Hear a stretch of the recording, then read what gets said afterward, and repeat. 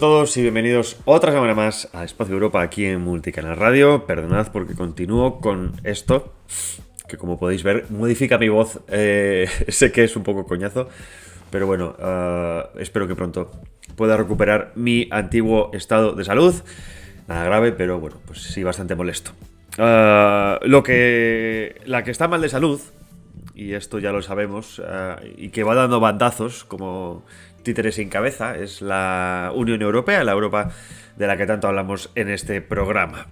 Hablaremos hoy con una invitada especial, es Irene González, que ha lanzado hace muy poquito, hace apenas 3 meses, su primer libro. Ha tenido el parto que mucha gente desea, ese primer libro. Enhorabuena por ello. Hablaremos después con ella sobre ese libro titulado Salvar Europa.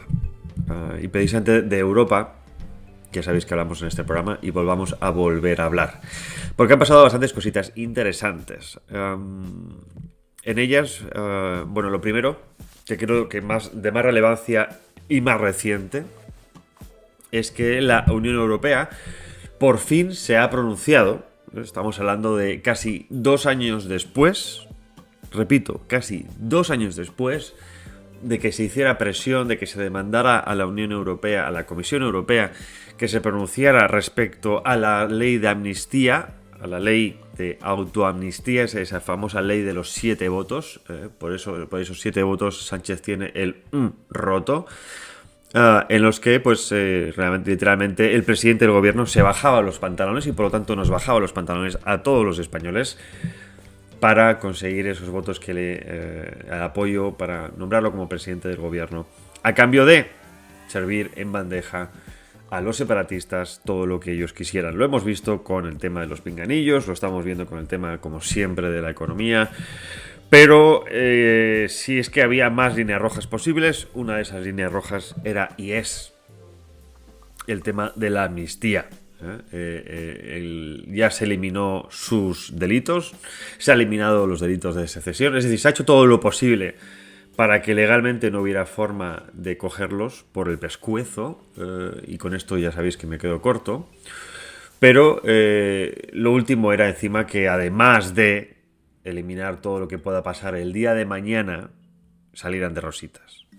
Y es cierto que, y aquí quizá soy el primero, es cierto que soy el primero que lo tengo que reconocer. No confío en absoluto a la Comisión Europea. Y sigo sin confiar. Me vais a permitir que os lo explique, ¿no? Son 2 años que han tardado en pronunciarse. Son 2 años en los que se ha guardado la amnistía en el cajón porque no interesaba políticamente. No le interesaba a von der Leyen, ya que necesita el apoyo de Pedro Sánchez. No le interesaba a Pedro Sánchez porque necesita el apoyo de von der Leyen, véase en los 2 sentidos, y no le interesaba a mucha gente porque, sorprendentemente, bueno, pues los movimientos separatistas en algunas áreas de la Unión Europea son vistos con buenos ojos porque sirven para avanzar en eso que llaman la Europa de las regiones. Y en eso también está metido el Partido Popular, ¿no? Que con gran entusiasmo defiende la Europa de las naciones, que, para el que no os suene lo que significa, es la Europa que en su momento diseñó Hitler para el dominio de Europa. Es decir, de alguna manera dividir los estados-nación tradicionales en estados étnicos, etnoculturales, para esa visión romántica germánica de que cada lengua necesita y debe tener un estado, ¿no? Ellos hablaban en su momento, claro, de ese romanticismo germánico, porque no tenían estado. Alemania como estado se crea en el siglo XIX, nada que ver con el nuestro y nada que ver con otros. Y claro, ellos decían, no, es que como somos pueblos germánicos que hablamos alemán, queremos el estado alemán. Claro, esto llevado a todo el resto de Europa es un sin Dios, es la Torre de Babel, porque en Europa hay idiomas, hay lenguas, hay dialectos, que no todos tienen el mismo rango, no porque exista una lengua tiene el mismo rango que otra que también es una lengua, o incluso un dialecto no puede ser comparado con una lengua. Y claro, si nos ponemos a dividir en Europa todas las lenguas que hay, todos los dialectos, y cada dialecto, cada lengua se le tiene que dar un estado, os podéis imaginar el creso de Gruyère que sería la Unión Europea. Si ya es complicado entenderse con lo que hay, imaginaos que además de eso dividamos cada estado-nación más pequeños estados que España de facto. Ya sabéis que es un estado de taifas, 17 taifas, además que cada vez se fomenta más el enfrentarse entre ellas.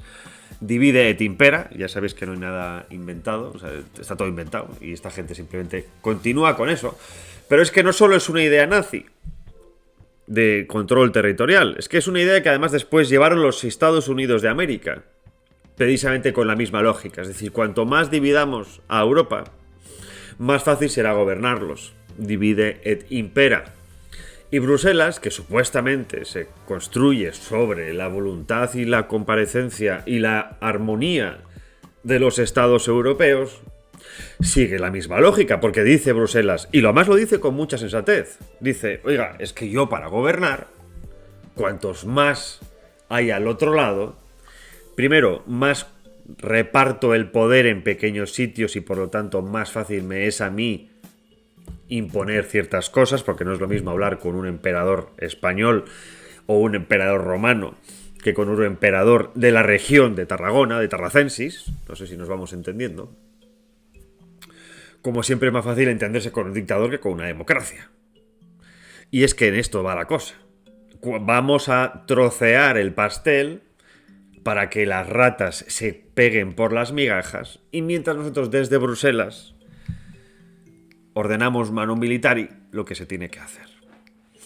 Y esta ha sido la lógica, repito, consecuente y entendible de dominación desde prácticamente hace un siglo en Europa, que se han aplicado por tres sucesivos regímenes. El régimen nacionalsocialista, el régimen de los Estados Unidos, porque recordemos que somos un continente invadido, no es ni bueno ni malo, es un hecho, invadido desde 1945, y después continuado en este momento por Bruselas, ¿no? Ya que Estados Unidos se quiere retirar de esa manera, que no es del todo cierto, pero bueno, ya nos entendemos también.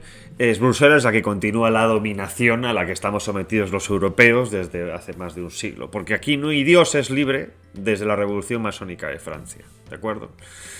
Antes estábamos sometidos a un emperador, pero éramos infinitamente más libres de lo que somos ahora.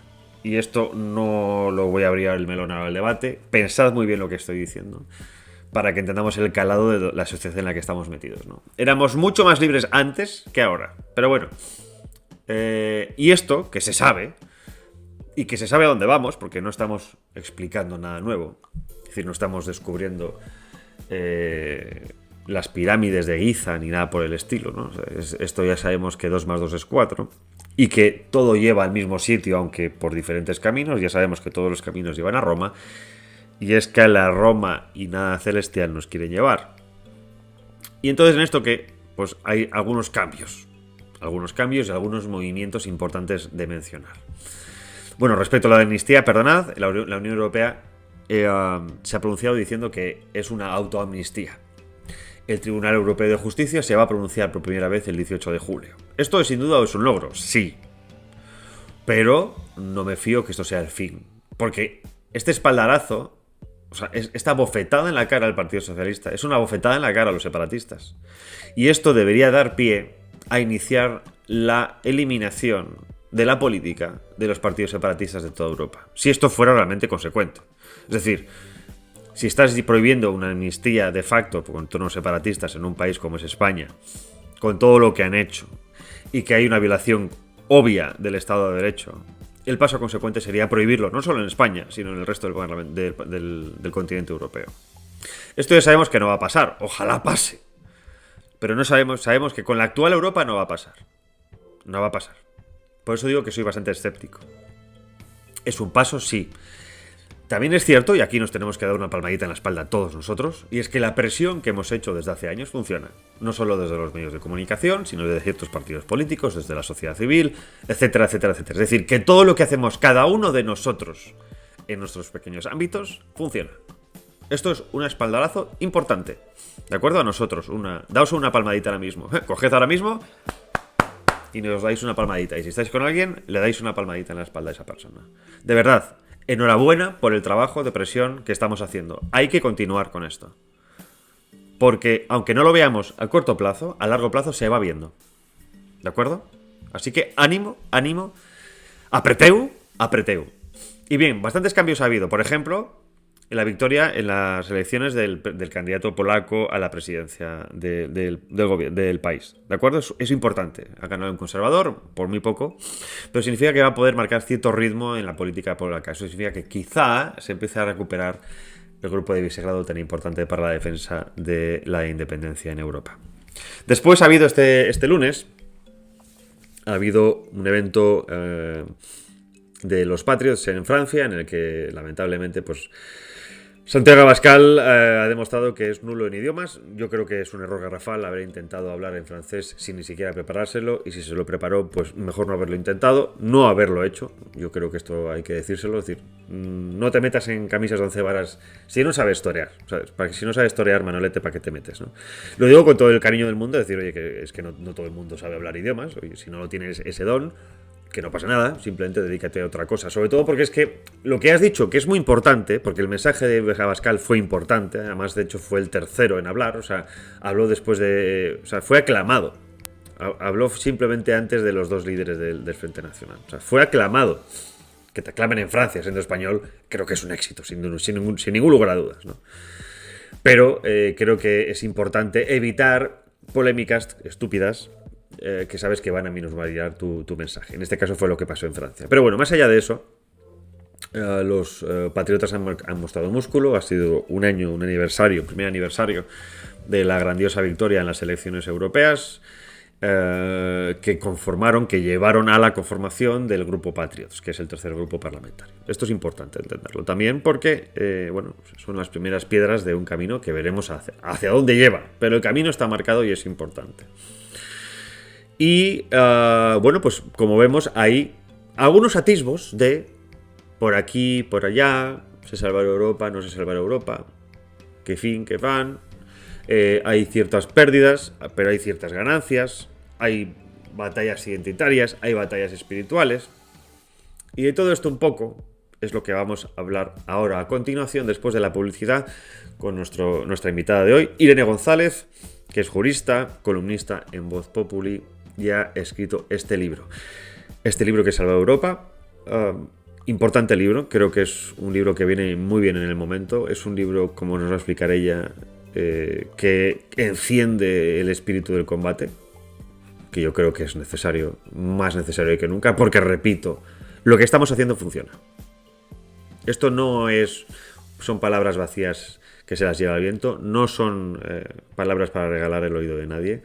Sé que la batalla todavía no está ganada, ni mucho menos la guerra, pero lo que estamos haciendo funciona. Porque, repito, y esto lo llevo diciendo desde hace años, y seguramente los que me sigáis lo hayáis escuchado antes, no estamos en momentos de finales de pegar los últimos tiros, no. Estamos en el momento de hacer pedagogía. El cambio vendrá a través del cambio de mentalidad, del despertar de la gente. Y de no comprar mensajes de falsos mesías. Y la pedagogía funciona. Hay que explicar y que cada uno saque sus propias conclusiones, pero explicar las cosas. Separar la paja del trigo de tanta gente que miente y manipula la información a diario para poder raptar las mentes y convertirlos en votantes. Me da igual quién gane. Lo que tiene que ganar es la verdad. Y me da igual quién la represente. No tiene siglas, no tiene colores. Y es importante hacer este cambio que estamos consiguiendo. Repito, daos una palmadita en la espalda. Y si no os da tiempo ahora, os va a dar tiempo en la publicidad. 2 minutitos y estamos de vuelta. Hasta ahora. La verdad objetiva es la verdad objetiva, pague quien pague. Así que no te digan eso de si quieres periodismo independiente, apoya el periodismo independiente, porque claro, queremos seguir siendo independientes. No, mira, aquí vamos a seguir siendo independientes, nos apoyes o no nos apoyes, aunque preferimos que lo hagas. No te pierdas La Estoa, de lunes a viernes de 18 a 21 horas, donde tenemos política, economía, actualidad, invitados excepcionales, que gracias a la censura, pues los tenemos nosotros. Algo bueno tenía que tener esto. De lunes a viernes, de 18 a 21. Si buscas los mejores materiales para tus creaciones y tu destino es Madrid, Bellas Artes GECO es tu mejor opción. Ya somos la 4ª generación a vuestra disposición. Desde lienzos, acuarelas y óleos hasta herramientas especializadas para todas las técnicas. Lo tenemos todo. Asesoría personalizada y las mejores marcas en el centro de Madrid. Encuéntranos en la calle Hortaleza 82 y en la calle Pelayo 38 o visita nuestra tienda online www.bellasartesgeco.com. Teléfono 91 319 96 90. Síguenos en nuestro Instagram y forma parte de nuestros talleres en geco.bellasartes. Geco Bellas Artes, donde tu talento se transforma en arte.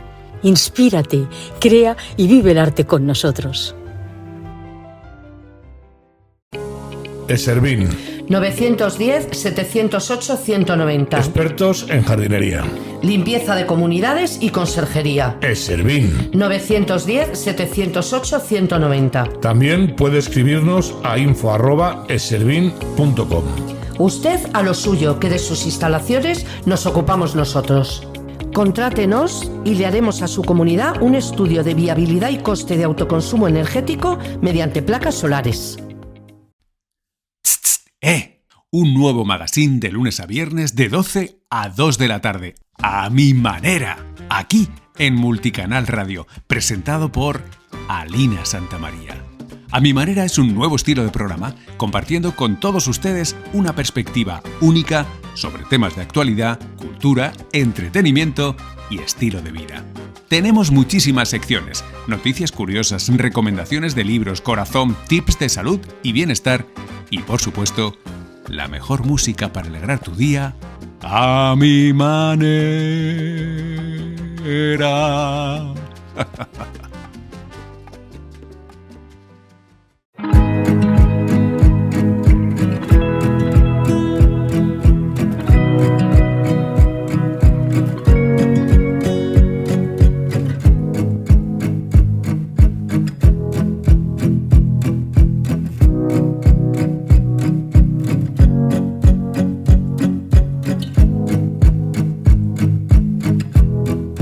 Buenas a todos, ya estamos de vuelta de la publicidad. Como veis en la parte editorial, en la primera parte he hablado mucho de Europa, de salvar Europa.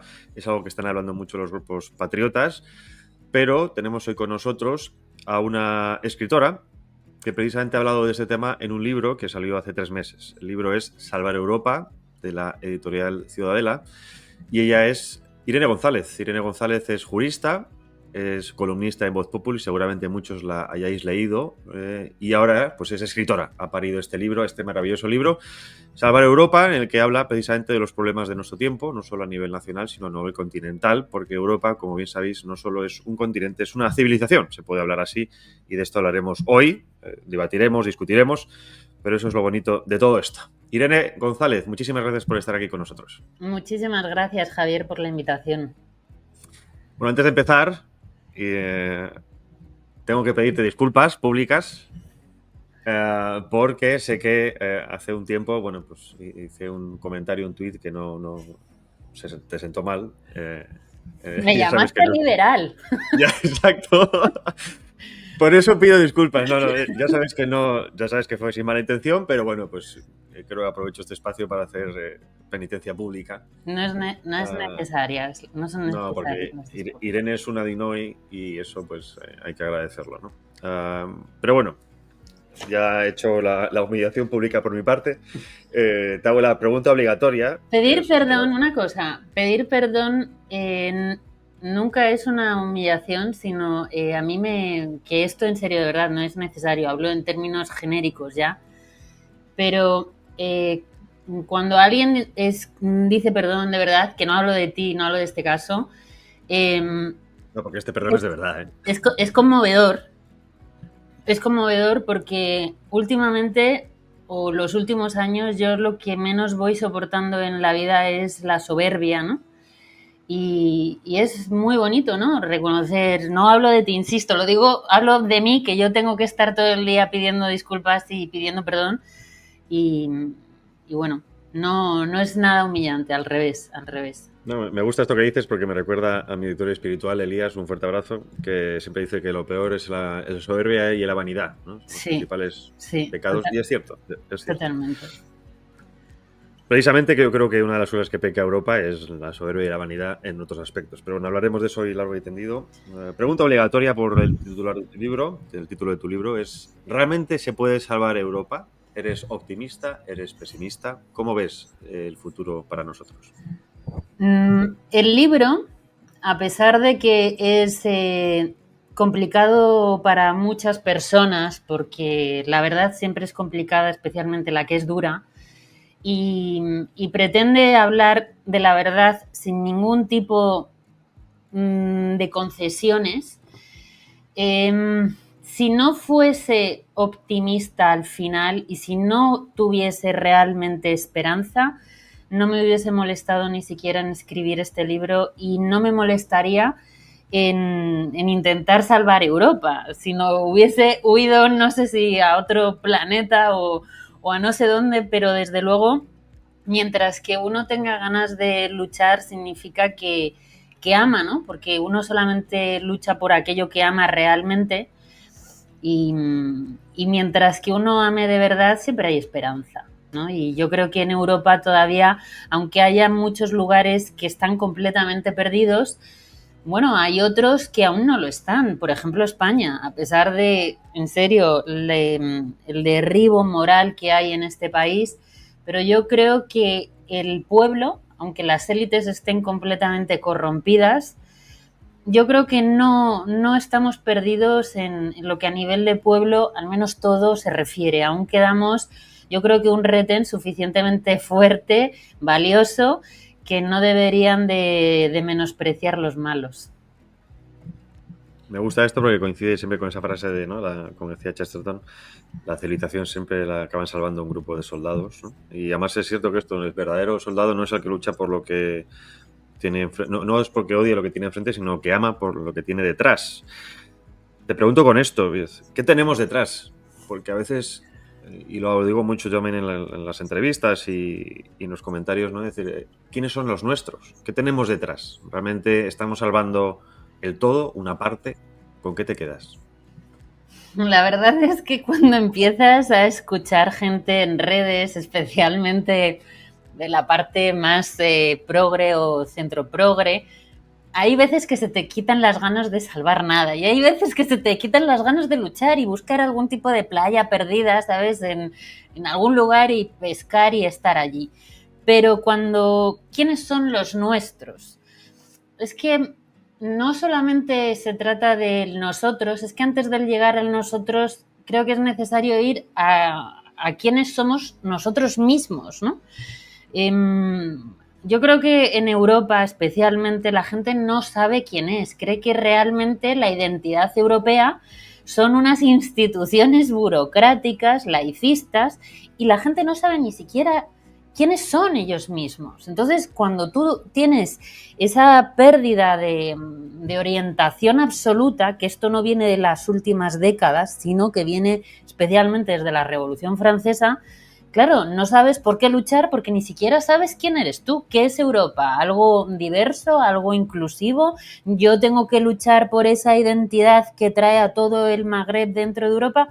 Claro, tenemos que empezar por quiénes somos y nosotros, sin duda, cada uno de nosotros tenemos que acudir a esa identidad verdadera que va mucho más allá de una identidad nacional que se pueda ver en cada una de las distintas naciones que conforman Europa, porque Europa no es una nación, sino un espacio civilizatorio donde existen las principales naciones de Europa, entre ellas, por supuesto, España.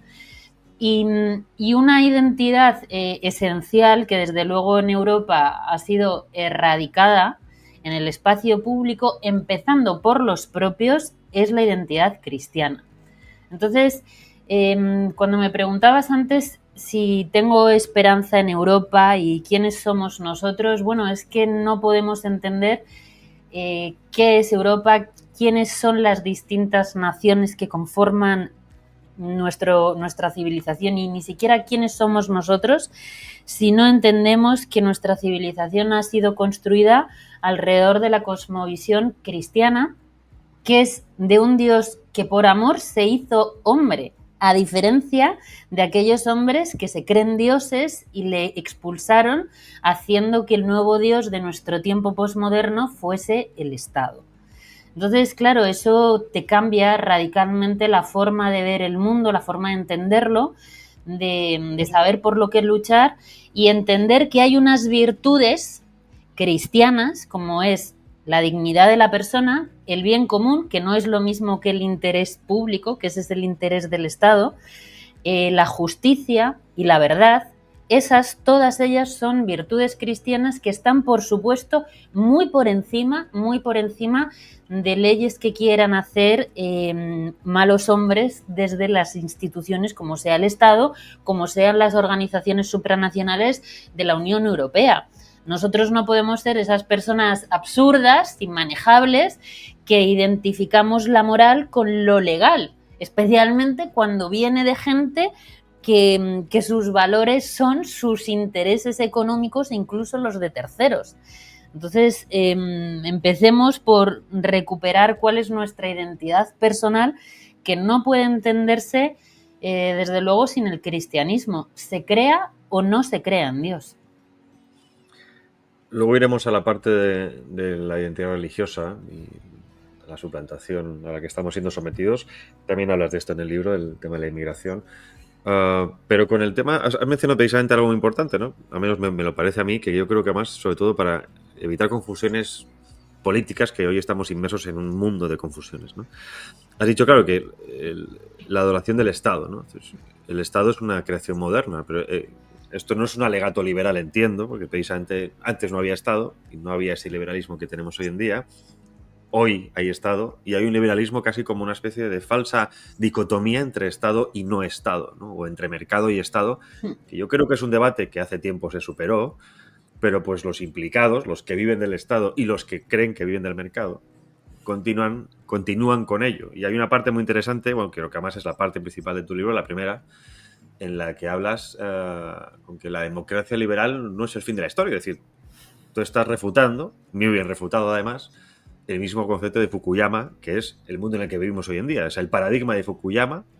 Estamos todavía hoy inmersos en esa historia. Estamos viendo cómo está cambiando, está muriendo, si no está muerto ya, pero en los últimos 30 años prácticamente para nosotros han sido la concepción de la democracia liberal, la democracia parlamentaria como único sistema de gobierno y el libre mercado como único sistema económico. Eso es, el libro empieza porque yo también quería transmitir en el libro pues esa decepción generacional que tenemos, que nosotros nacemos en un mundo de la victoria de la democracia liberal tras la caída del muro de Berlín, ¿no? Nosotros nos criamos en esa victoria, en ese mundo que te promete toda esa prosperidad, esa libertad y ese fin de la historia de Fukuyama, que por cierto es...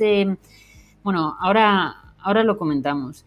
Entonces, no solamente es el libro, obviamente, tiene esa perspectiva generacional de desengaño absoluto, de descubrir todas esas grandes mentiras que nos han contado, y pretendo efectivamente, el libro es acabar con todos los consensos que mantienen en nuestra sociedad de hoy en día y que precisamente son esos consensos basados en mentiras que nos han traído hasta la destrucción prácticamente absoluta de hoy en día. Pero hay otra cosa también muy interesante en Fukuyama, que él obviamente no es que él fuese una persona con una bola de cristal que adivinase el futuro. Él era el Harari de aquel entonces, ¿no? Y él era pues un intelectual del poder. Y ese intelectual del poder no solamente pretendió establecer que la democracia liberal era el fin de la historia, sino que nos anunciaba cuál era la evolución necesaria de esa democracia liberal, que es precisamente lo que estamos ahora.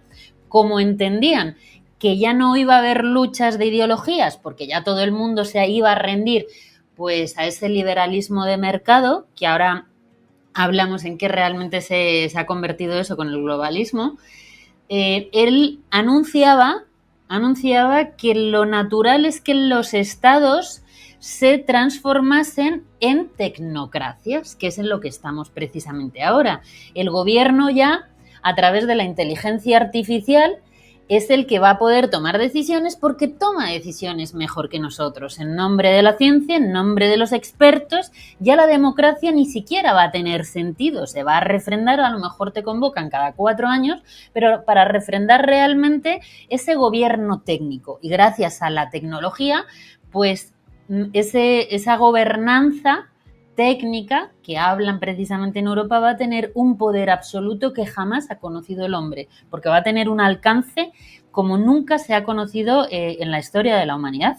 Entonces, lejos de que las teorías de Fukuyama estén acabadas, no, él nos anunciaba precisamente cuál era el proyecto de poder que tenían las élites, por eso no se equivoca, porque nos estaba anunciando hacia dónde iban. Y esa democracia liberal, que mucha gente considera que presenta unos fallos difíciles de superar, si no se recuperan ciertas cosas, sin duda, hacia lo que nos dicen las instituciones como la Unión Europea, es ir a una tecnocracia tiránica, gracias a la tecnología.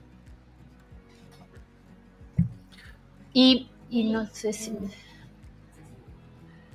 Adelante. No sé, o sea, la parte... luego hay otra cosa que también yo creo que es necesaria mencionar, que cuando cae el muro de Berlín, ese consenso que se establece entre muchos liberales actuales, como tú los has llamado, que hablan del triunfo del mercado, y otra gente dice, bueno, sí, triunfó el mercado, pero el tema de la cultura quedó en la izquierda. No, eso es falso. Esa es la falsa dicotomía que quieren hacernos a todos creer cuando ellos descubrieron que por qué se iba a pelear el Estado y el mercado cuando podían fusionarse y no encontrar límites entre ellos, porque las élites de poder descubrieron que el mayor negocio no era el petróleo, no era el gas, sino que somos nosotros, todo aquello que tenemos y todo aquello que no van a tener nuestros hijos porque nos lo van a arrebatar. Han establecido una arquitectura de un nuevo mundo con unos nuevos dioses en donde nosotros vamos a trabajar sin duda para ellos. Entonces estamos gobernados por esas élites que te dicen que son democráticas, por eso hay que romper ciertos consensos que han sacralizado procesos, como es la democracia, no es más que un proceso, y ha sacralizado el Estado, que es una institución gobernada, insisto, por hombres que se creen dioses. Entonces, hoy en día no tiene ningún tipo de sentido aquellos que únicamente se proclaman como liberales pro mercado, que es como, bueno, pues ojalá el mercado funcionase y las instituciones no fuesen tan intervencionistas, pero es que no es real esa dicotomía, solamente la sacan a relucir cuando quieren abrir algún tipo de discusión política, dividiendo a aquellos que son iguales dentro de una misma nación. Entonces, por eso no sé, esas etiquetas ideológicas yo creo que están hoy totalmente acabadas y que no explican nada de lo que sucede. Antes me preguntabas que quiénes somos nosotros para luchar contra los que tenemos enfrente, pero es que realmente no les tenemos enfrente, les tenemos encima, les tenemos arriba. Y bueno, y entonces ellos con unas instituciones como la democracia, la Unión Europea, el Estado, que han sacralizado desde la Revolución Francesa y que han sacralizado palabras como la democracia, mantienen esa fachada para que la gente asuma con obediencia, con una sumisión totalmente voluntaria, la sociedad esclavista a la que vamos, bajo el nombre de democracia. ¿Por qué? Porque nos han separado de esas virtudes verdaderas que mencionaba al principio, como el bien común, la dignidad de la persona, la verdad y la justicia.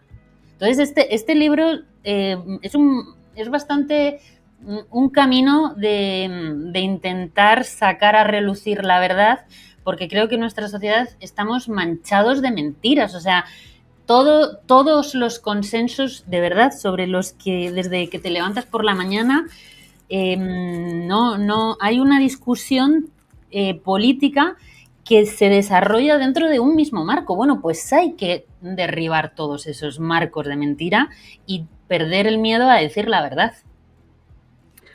Esto que dices es muy interesante y muy importante. O sea, que espero que los oyentes estén tomando nota, porque lo que está diciendo Irene es... Pues lo que has hecho en este libro es un análisis de la realidad, no un análisis teórico, porque estamos inmersos en un mundo de análisis teóricos. no de análisis de la realidad, ¿no? Y yo creo que esto que acabas de decir es muy importante, ¿no? Que demuestra perfectamente cuál es esa sintonía perfecta del poder, ¿no? Que ya no son ni estados ni mercado, esa compenetración perfecta entre ambos, que además queda plasmado por ellos mismos, ¿sabes? En los escritos que hay de Foro Económico Mundial y demás, lo dejan muy, muy, muy claro, ¿no? Bueno, es que, mira, en el libro, en muchas ocasiones, claro, habrá gente que te diga conspiranoicas, sois unos conspiranoicos, pero yo de verdad me iba a las grabaciones del foro de Davos, al libro publicado por él, por Schwarzbach, sobre el gran reseteo y demás. Dices tú, pero si lo publican ellos, si están orgullosos, lo dicen abiertamente. Entonces, el ejercicio de manipulación y de mentira es tan perverso que básicamente ellos te dicen en tu cara, alardean del plan esclavista que tienen preparado para ti, y luego cuando tú lo denuncias, sueltan a los perros a decir que es mentira. O sea, es una operación de luz de gas constante, constante. Entonces, cuando tú estás, claro, delante de gente que es capaz de llevar a cabo esa manipulación psicológica sin ningún tipo, por supuesto, de vergüenza, porque son también dueños de los medios de comunicación orgánicos, claro, la verdad se convierte en un eje fundamental. Y sin este eje fundamental, que es perder el coraje, a decir, o sea, buscar la virtud del coraje, a decir la verdad y no salir de ahí, eso realmente nos hace muy poderosos, porque fíjate, ellos todo el presupuesto que tienen que dedicar con USAID, que todo el presupuesto que dedican a mantener ese relato de mentiras. Y aún así, la verdad teme no un pequeño libro, unas pequeñas palabras en un momento. O sea, la verdad es tremendamente poderosa, tremendamente poderosa. No necesita ningún artificio ni tanto presupuesto. Sí que es cierto que necesita valentía y espacio. Un poquito, aunque sea un poquito. Esto que dices justo ahora, valentía y espacio. ¿Por qué entonces crees que seguimos cayendo tantas veces en la misma piedra? ¿Tenemos miedo a la libertad? Europa, los europeos tenemos miedo a la libertad. Estamos en estados de bienestar, supuestamente estados de bienestar, o creamos estados de bienestar que cada día son peores o menos existentes. Nos han pastoreado. ¿Realmente podemos llegar a construir o imaginar incluso una nueva Europa? ¿Hay miedo a una nueva Europa? Por supuesto, claro que la gente tiene miedo, especialmente las generaciones más mayores que nosotros, que ellos han vivido esa época de prosperidad. Entonces tienen como un apego a un sistema del que ellos se han beneficiado, y eso está por encima de que arruinen a sus propios hijos. Es algo que eso ya lo estudiarán los psiquiatras, ¿no? Lo que sucede. Pero es cierto que en Europa la gente tiene muchísimo miedo a la libertad, y en cuanto sucede algo, acuden al Estado. No plantean otra solución que, bueno, ya se encargará el Estado. Y no les falta razón, porque es la cultura que ellos en la que han sido criados desde la Revolución Francesa, en la que se hace una sustitución absoluta del cristianismo por la religión laicista del Estado, en donde ya uno, cuando tiene un problema, se encuentra mal, no acude a Dios, acude al Estado. Es la única fuente en esa sociedad que te puede resolver, bueno, pues tus problemas incluso personales. Es un Estado que te promete la felicidad. Al menos esto no desde los países más mediterráneos, pero sí desde los países del norte de Europa. Esto es un tótem, ¿no? La búsqueda de la felicidad, que te la va a proporcionar, por supuesto, el Estado. Entonces, son demasiados años de descristianización, y son demasiados años que es ahí donde comienza el fin de la civilización europea. Entonces, fíjate, en Estados Unidos no sucede tanto, que ellos, cuando a lo mejor tienen un problema, sí que son capaces de organizarse más a nivel cooperativo o de una sociedad del pueblo, ¿no? Que ellos consideran que necesitan hacer algo, no están esperando que vengan desde Washington o que venga el gobernador a arreglarles esa calle, sino que ellos mismos sí que promueven más que la sociedad es bastante responsable de lo que sucede, ¿no? Y no están esperando tanto al Estado. Entonces, bueno, ¿por qué nosotros no vamos precisamente a crear esas bases y entender que el Estado tiene que estar al servicio y nunca jamás ser fuente ni de moral, ni ser la única fuente de solución de todos los problemas de una sociedad, porque así acaba como acaba, que cuando el Estado determina que tú te tienes que ir a la ruina porque tu negocio es poco climático, aunque sean olivos en Jaén, y que tú tienes que poner allí placas solares para que se beneficie una empresa dentro de la industria climática, pues tú tienes que hacerlo porque te lo está diciendo el todopoderoso Estado al que tú has sacralizado. Decías que el problema de Europa, con esa revolución o ese concepto de la forma de entender las comunidades políticas y las naciones culturales, estamos hablando ya de hace casi 250 años. Europa sigue siendo Europa, y si no, ¿qué es lo que ha dejado de ser Europa y qué es lo que queda de Europa? Pues en Europa, yo creo que Europa no está muerta del todo. Y cuando hablo de Europa, hablo de la civilización. Y Europa aún existe a pesar de la Unión Europea, ¿no? Que es muy importante diferenciar esto, ¿no? El concepto de Europa con el de la Unión Europea, que es precisamente un ente dedicado a destruir nuestra civilización. Y yo lo que pretendo con esto de salvar Europa es todo lo contrario, salvar esa civilización.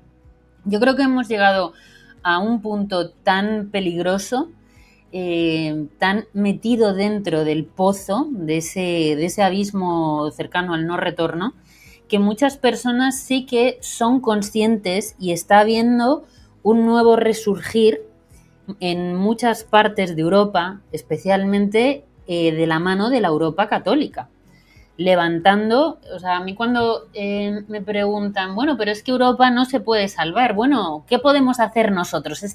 Esto que siempre te pregunta todo el mundo para justificar si no hacer nada, ¿no? Es como, yo no puedo hacer nada contra la Unión Europea. Bueno, pues podemos hacer dos cosas muy importantes que son clave. La primera es recuperar el coraje a decir la verdad, y la segunda y más importante, volver a levantar la cruz sin ningún tipo de miedo, no solamente en un sentido físico, que por supuesto, como ha pasado en Francia.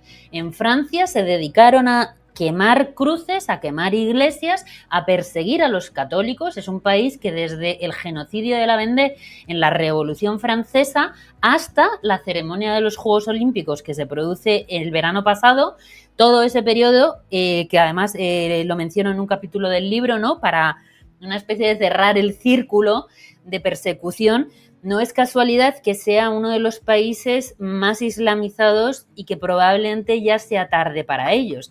Pues aún así, yo viajando por Francia he conocido a católicos que ellos lo entienden todo, porque tú cuando vives, digamos, en un territorio de frontera y tienes al mal tan de frente y tan hostil contigo, entiendes cuáles son las cosas. Entonces, aunque para Francia sea tarde, esos católicos franceses entienden más cosas que, por ejemplo, en España, porque han sufrido un periodo de destrucción mayor, ¿no? Pero aún así, yo de verdad creo que está habiendo un resurgir, quizá no masivo, pero sí verdadero, de los pocos. Y yo creo, insisto, que la verdad y volver a levantar la cruz en un sentido físico en el espacio público, porque cuando no hay nada, desde luego, es ocupada la Plaza del Pueblo por otros símbolos, en este caso islámicos, que es una identidad fuerte y excluyente de todo lo demás, es necesario levantar la cruz materialmente y, por supuesto, espiritualmente. Pero bueno, eso yo creo que es un proceso que ayuda cuando una persona no tiene nada. En el libro cuento un poco los procesos de por qué las niñas en Suecia se convertían al Islam. Niñas rubitas con ojos azules se convertían al Islam y algunas acababan allí casándose con combatientes del ISIS, ¿no? Como decían ellas. Y es que, claro, Suecia, ¿qué era? Sanidad y educación, como dicen los progres en España. Eso era Suecia. Resulta que la sanidad y la educación, pues su instituto está lleno de chicas con hijab. Chicas con hijab que a ella la miran pues un poco por encima del hombro, que los chicos musulmanes de su instituto a ellas las miran pues distinto, y ella lo que quiere, como toda chica adolescente, es pertenecer a algo, formar parte de algo. Entonces, pues claro, es que al final es eso, cuando tú no tienes nada, miras a tu alrededor y ¿qué es Suecia? Una constitución, sanidad y educación, claro. El Islam, aunque sea un orden perverso, especialmente para las mujeres, no deja de ser un orden, ¿no? Entonces, yo creo que es necesario que cuando tú lo que tienes es una cruz, te acabas al final, en algún momento de tu vida, preguntando qué es eso, y acabas sacudiendo y encontrando sentido, si no en un término teológico, pues sí, desde luego en un sentido identitario, para tú dar sentido a quién eres tú, que es la primera pregunta de la que partíamos. Y además esto que dices se puede ver perfectamente, ¿no? Es decir, sacaron a Dios de la escuela pensando que el laicismo iba a triunfar y acabó entrando Alá, ¿no? Es decir, que lo que el ser humano busca la trascendencia. Si has eliminado la trascendencia cristiana, acabarán buscando otra, aunque sea importada. Y esto es realmente importante de comprender, porque al fin y al cabo son movimientos, volvemos a lo de antes, ¿no? Son análisis reales que todo el mundo puede verlo simplemente abriendo los ojos, y no son teorías, ni son análisis sobre teorías, es que dice el libro qué, o es que dice la Unión Europea qué, no, son cosas que estamos viendo que están pasando, ¿no? No tienen por qué ser norma, pero desde luego pueden pasar. ¿Sabes una cosa que también ha pasado, Javier? Que te pones a mirar el experimento que han hecho con nosotros desde la Revolución Francesa, desde que se expulsó a Dios de nuestra sociedad, y ves que nosotros somos una anomalía en la historia de las civilizaciones. Dios es una necesidad existencial e intelectual del hombre. Entonces, incluso un indio que está en plena Patagonia tiene referencias de dioses, aunque sean paganos, pero bueno, entiende que hay algo que le trasciende y que es superior a él. Nosotros hemos vivido en este mundo moderno laicista occidental, y nos han dicho que Dios no existe fuera, que todas las religiones son malas porque traen la guerra, así que hay que acabar con ellas. Y nos han dicho que al parecer lo normal es no tener esa identidad, es no preocuparnos de Dios. Todos los intelectuales izquierdistas del siglo XX, posteriores al 68, ninguno de ellos hace referencia a Dios salvo para mofarse de él. Claro, ¿cómo puede ser natural? Ahora nosotros, yo lo único que estoy apelando es a una necesidad existencial que yo tengo. Entonces, sé que no soy la única y sé que además el caso de que a mí me hayan arrebatado a Dios es una anomalía, y lo que se necesitaría en todo caso es volver a una normalidad. Y cuando, mencionando lo de las escuelas, yo enseguida paro todo debate y no permito, porque desde la izquierda siempre se dice, no, hay que sacar, bueno, desde la izquierda de todos los partidos, hay que sacar los símbolos religiosos de las escuelas, como si todos los símbolos religiosos fuesen lo mismo. No puedo permitir que compares al cristianismo con, por ejemplo, el Islam. No lo voy a permitir. Entonces, el Islam, bueno, pues tiene otros países, tiene otros territorios, pues bueno, pero aquí, por ejemplo, en España, no puedes equiparar la cruz con el hijab, no, y desde luego cuando tú vacías el espacio público, llegan otros que tienen las cosas más claras, que no han vivido en esa anomalía que nosotros hemos vivido una anomalía no identitaria durante 250 años, pues ellos llegan fuera de esa anomalía y no se van a someter a ella. Aquí voy a hacer un poco de abogado del diablo para ir Hazlo. cerrando también. Hazlo. Por el tema Europa, ¿no? Y sobre todo que ha habido conceptos que me han recordado mucho a ese fundamentalismo democrático que hablaba Gustavo Bueno, que es cierto, hoy todo el día, ¿no? Lo que hablabas antes del mercado, el sistema de Estado, es fundamentalista, es decir, democráticamente se han creado y nos hemos dado la Constitución y todo es maravilloso y pensar siquiera que hay una opción es casi un sacrilegio. Pero también me fijo en lo que es España, ¿no? España en Europa, por ejemplo. Es el libro de Gustavo Bueno que hablaba precisamente de lo que es Europa. ¿Qué es para ti Europa? ¿O cuál es tu concepción de Europa? Porque, claro, esta Europa que también, como la hemos creado nosotros o como la estamos creando hoy en día, sin duda también es una gran influencia germánica, francesa, hasta cuasi protestante más que católica, ¿no? Porque católica casi era el imperio, que teníamos un emperador y ellos lo acabaron también con ello. Pero desde luego también era una forma de entender una cosmovisión religiosa, como tú bien has mencionado. Pero Europa dentro de España o España en Europa son casi cosas diferentes, o al Sí. menos se pueden plantear de maneras diferentes, ¿no? Porque la Europa actual yo creo que está influida por el mundo anglosajón, germánico, protestante, y hemos perdido quizá ese gancho de la Europa mediterránea, civilizatoria, imperial, romana, hispánica. ¿Cómo ves tú esta dicotomía de las Europas? Algunos lo llaman la Europa de las dos velocidades o de las dos economías, ¿no? Como si nosotros fuéramos algo peores porque estamos ahí en el sur. ¿Es viable esta Europa que algunos creen como una idea en sí casi aureolar? Mira, en Europa, como espacio civilizatorio, está formado por patrias que tienen intereses contrapuestos y en ocasiones puntuales pueden generar sinergias. Entonces, por eso la Unión Europea actual es un organismo contrario a natura, ¿no? De los propios intereses de los distintos países. España no tiene los mismos intereses que Alemania, eso es evidente. Pero ya no solo a nivel interés, sino a lo que tú estabas mencionando, que somos también culturas distintas. Cuando me preguntabas antes de dónde creía yo que se podía salvar, yo creo realmente que la solución tiene que venir por los países que están menos destruidos, que no es casualidad que sean precisamente los países que han mantenido mayor nivel católico, como pueda ser España o como pueda ser Italia, ¿no? Los países de cultura mediterránea como nosotros hablamos.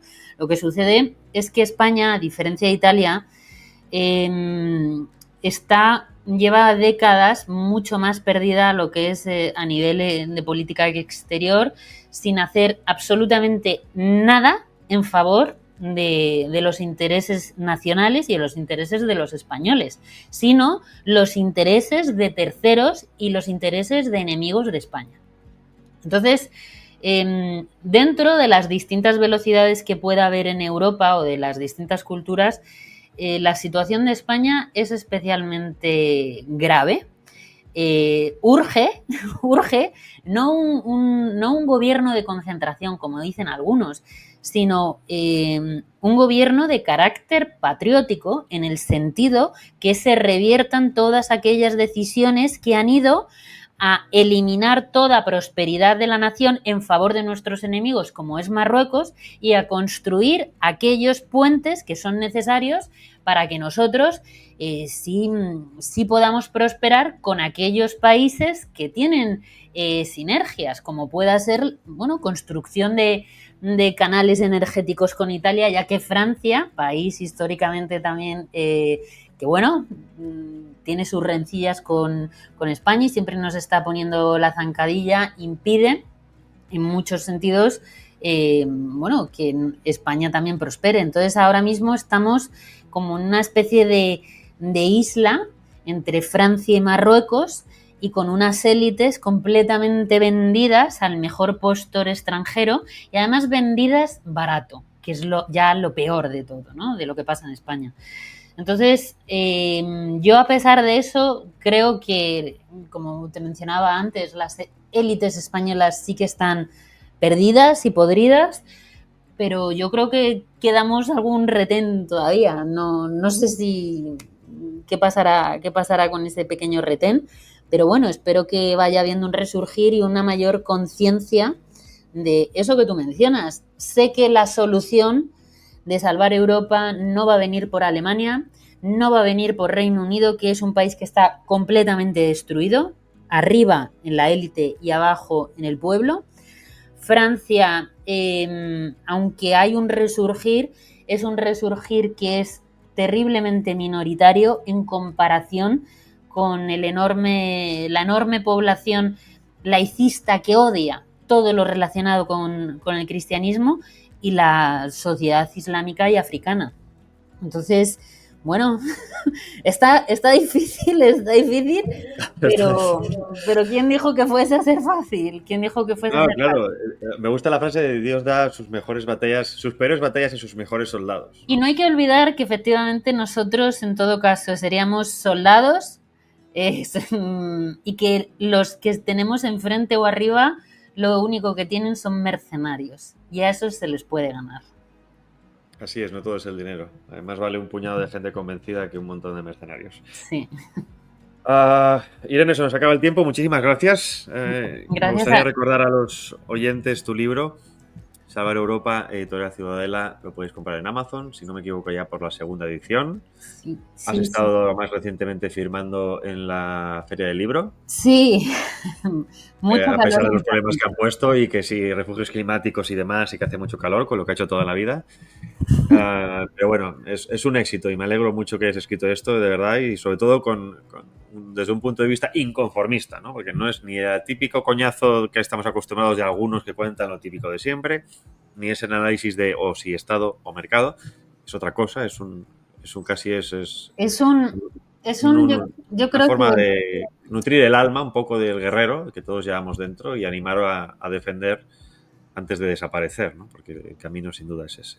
Es un libro que, a pesar de que habla de cosas duras, es un libro que está escrito desde el amor, desde el amor a Dios y desde el amor a nuestra civilización, y con ese punto totalmente inflexible de no resignarme a perderlo, ¿no? Y efectivamente a que es un libro de ideas, pero para la acción, no para ser los más listos del salón, sino para ganar esta guerra espiritual, que el libro en su conjunto habla de eso, que no es una mera batalla cultural, ideológica entre derechas e izquierdas, sino que nosotros estamos librando la guerra espiritual en un momento crítico, y es ese momento precisamente en el que tenemos que dar un paso al frente y ser conscientes de lo que sucede.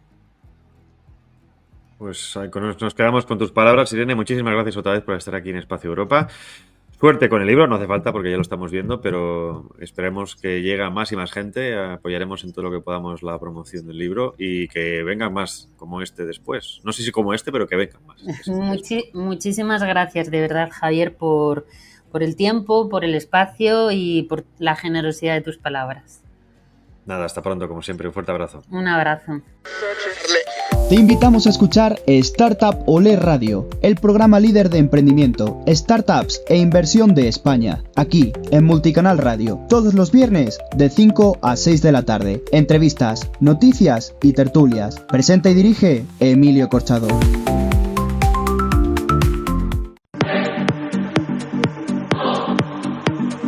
Prepárate para entrar en Rapsodia Nocturna, el espacio donde el cine y la filosofía se encuentran en órbita. Sintoniza para embarcarte en una reflexión estelar. Rapsodia Nocturna. Tu conexión con el pensamiento acaba de comenzar. Todos los martes y jueves de 12 a 1 de la noche. Solo en Multicanal Radio.